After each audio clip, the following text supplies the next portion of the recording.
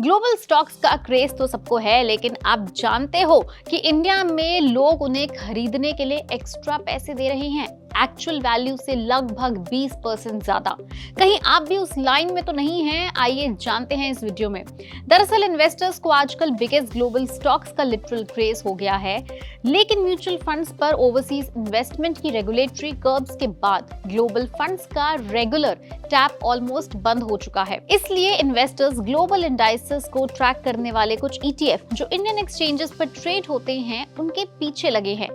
ETF खरीदने की कोई रेस्ट्रिक्शन तो नहीं है, पर इन्वेस्टर्स इन ETF के लिए हेवी प्रीमियम तक चुका रहे हैं और ये सब एक रैट रेस में हो रहा है, यानी रियल वैल्यू कुछ और पर प्राइस कुछ और ऐसा प्रीमियम चाहे ग्लोबल स्टॉक्स कितना भी रिटर्न दे, फाइनल आउटकम को बिगाड़ ही सकता है। साल 2022 में म्यूचुअल फंड की ओवरसीज लिमिट ब्रीच होने के बाद से ज्यादातर ग्लोबल स्कीम्स अब तक फ्रेश इनफ्लोज के लिए बंद है। ETF भी नए यूनिट्स क्रिएट नहीं कर सकते। तो ऐसे में क्या हुआ? लोग सेकेंडरी मार्केट में एग्जिस्टिंग ETF यूनिट के पीछे भागने लगे, डिमांड बढ़ी पर सप्लाई भी साथ साथ बढ़ी और result of course ETF prices NAV से काफी ऊपर चले गए।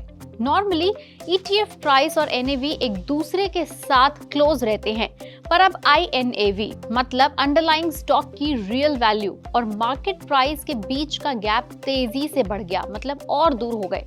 एग्जाम्पल के तौर पे आपको 3 नाम बताएंगे। पहला, मोतीलाल ओसवाल NASDAQ 100 ETF जो कि 8% प्रीमियम पर चल रहा है। Mirae asset S&P 500 top 50 ETF 21% premium.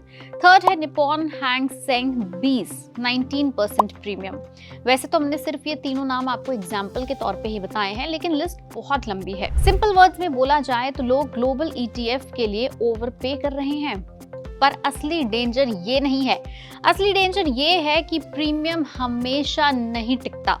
ETF prices हमेशा NAV के पास वापस आते हैं, यानी अगर आपने प्रीमियम पर खरीदा है तो जब प्राइस NAV के करीब आएगा आपका रिटर्न डाइल्यूट हो जाएगा या डायरेक्ट लॉस भी हो सकता है। और सिर्फ ETF इन्वेस्टर्स ही नहीं, फंड ऑफ फंड इन्वेस्टर्स भी इस रिस्क में हैं, क्योंकि अंडरलाइंग ETF की distorted price fund of fund valuation पर भी इसका असर डाल रहा है। प्रॉब्लम यहाँ और बढ़ जाती है क्योंकि ETF और फंड ऑफ फंड दोनों अलग तरीके से वैल्यू होते हैं। इसलिए रिटेल इन्वेस्टर्स के लिए सलाह यही रहेगी कि फिलहाल वो म्यूचुअल फंड रूट से ग्लोबल इन्वेस्टमेंट्स को अवॉइड करें जब तक स्कीम दोबारा सब्सक्रिप्शन के लिए ओपन नहीं हो जाती। और याद रहे कि हमने वो 3 नाम सिर्फ आपको एग्जाम्पल के तौर पे दिए थे। ऐसे और ग्लोबल ETF बहुत सारे हैं जो ऑलरेडी काफी हाई प्रीमियम पर मिल रहे हैं।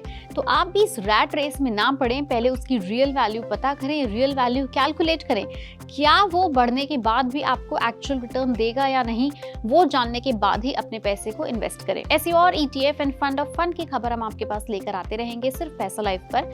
वीडियो पसंद आई उसे लाइक करें, शेयर करें और हमारे चैनल को फॉलो और सब्सक्राइब करना ना भूलें।